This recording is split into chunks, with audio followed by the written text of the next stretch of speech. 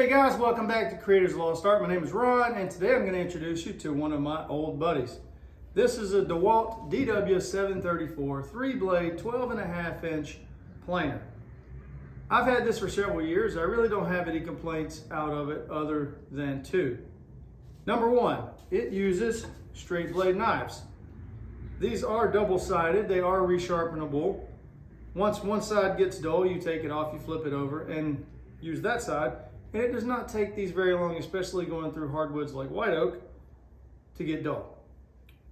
I don't have the jig, nor the stones, nor the desire to keep resharpening these. So, coming up with a different plan. Number two, with those straight blade knives, when this thing is going, it screams like a literal banshee. It is probably the loudest machine that I have in the shop here. And even my neighbor one time was like, I can hear you playing, and he lives way down the street. So, like any good husband, for my birthday this year, I asked Mandy for a Grizzly 15-inch helical head 220 volt planer. And this is what I got. A helical head for my DeWalt 734 12.5-inch planer. I'm not complaining. This was actually much cheaper. I don't need anything necessarily that big in my shop. So I'm going to attempt to install this helical head made by Bird Tool into this DW734 planer. Bird Tools has really great instructions on their website, but like anybody, at first I went on YouTube trying to find a tutorial on how to install this helical head, and I only found one decent video. So hopefully this will be a tutorial for anyone who is looking to make the same upgrade. The head comes with some additional carbide cutters and a screwdriver to remove those cutters. And because Bird Tools assumes you need practice installing the cutters, you have to remove all 40 of them before installing the cutter head.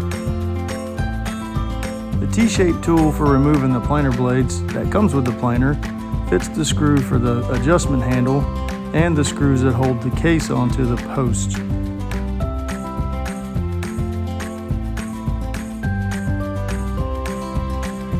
Conveniently, it also fits the two screws in the chip breaker.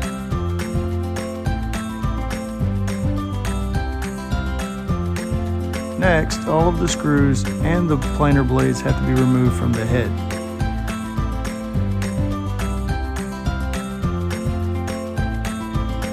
Using a Phillips screwdriver, next remove the spring and the rotary lock.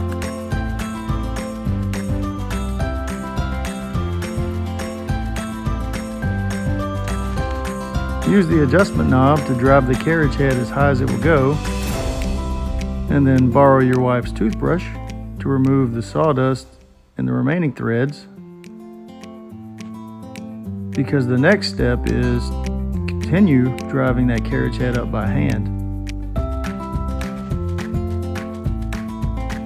The instructions say to get a second person to help you, but since I'm as strong as two men, I thought I could do this myself.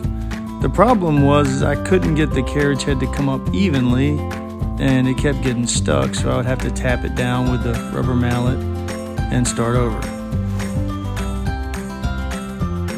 But then my friend Jack came by and helped out a lot. I used plywood to protect the bottom and also against the rollers on the top to protect them, and a block of wood to gently tap up each side until I got it to the very top and was able to lift it off the posts.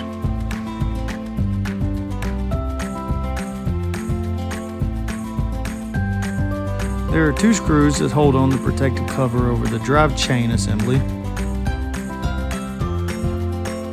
and each one of these shafts has a tiny snap ring or split ring that has to be removed in order to pull the chains and the sprockets off.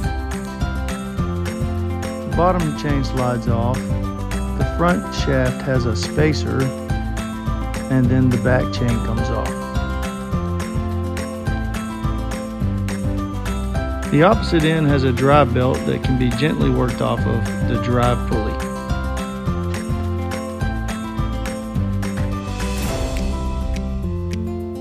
A scrap block of wood can be wedged under the planer head in order to loosen the nut that holds on the drive pulley.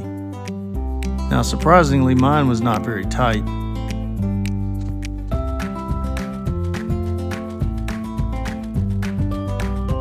Fortunately, I didn't need a puller, mine came off by hand. Be careful to save the key that fits in the shaft.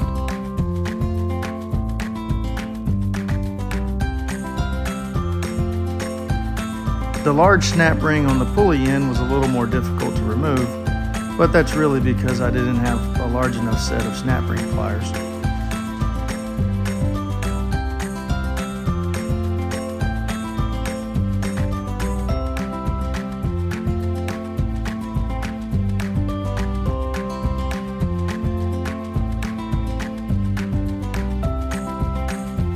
Next, use a scrap of wood and a hammer from the non-shafted end to drive the head out.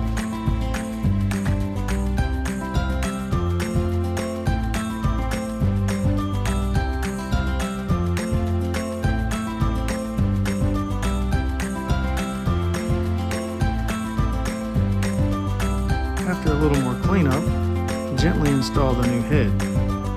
This is why all the cutters had to be removed, because it wouldn't fit through the bearing sleeve.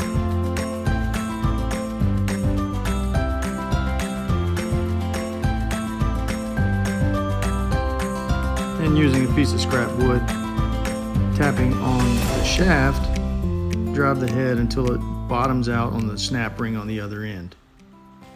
From this point, everything is just the reverse order. Reinstall the large snap ring on the shaft end. The key and drive pulley are next.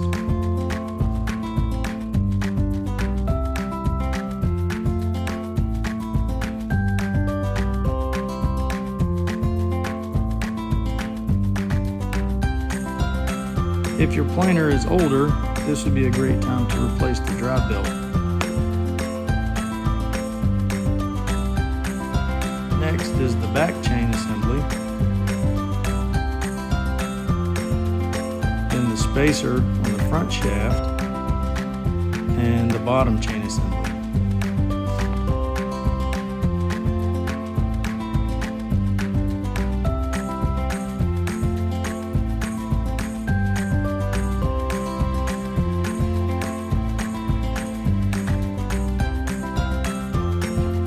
Reinstall the 3 snap rings and then the protective cover.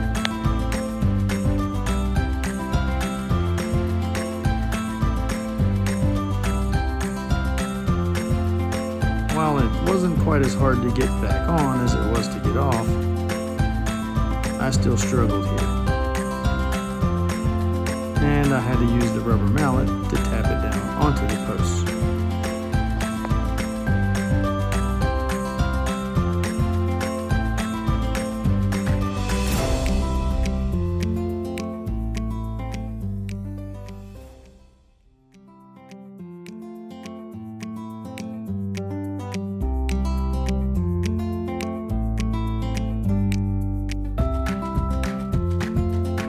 The screws in each cutter head are what positions or seats the cutter head where it's supposed to go.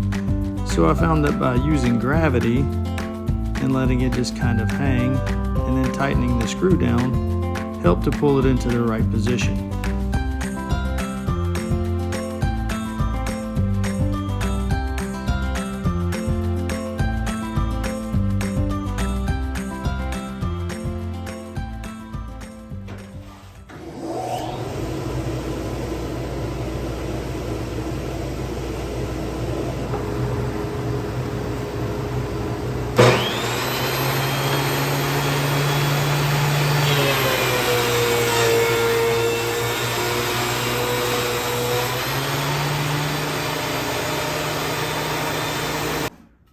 Wow, is all I can say. The finish on this was almost sanded. Like, it would take very little sanding to have this finished. The noise was better. It's still loud, but it was certainly better. But more importantly than that was it just chewed through this hickory like it wasn't there. Now, the old machine would bog down. I would wonder if it was going to make it through it, but not anymore. And those teeth just chewed right through this. So I couldn't be happier. And there's one more obligatory thing that I have to do.